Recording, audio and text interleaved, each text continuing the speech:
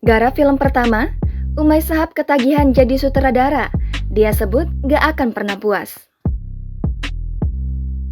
Memulai debut sebagai sutradara, selebritas Umay Shahab mengaku sempat insecure dan hendak mengundurkan diri.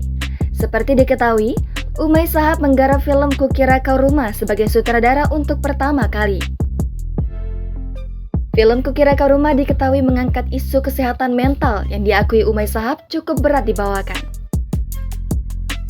Selain isu yang berat, lanjut Umay Shahab, kesulitan yang dialaminya adalah harus memahami konteks cerita cukup detail. Oleh karena itu, Umay Shahab mengalami kendala untuk meyakinkan diri sendiri menyutradarai film Kukira Kau Rumah.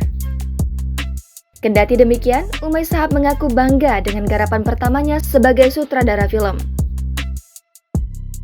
Umay Shahab juga menegaskan dirinya akan kembali menekuni profesi sebagai sutradara film ke depannya.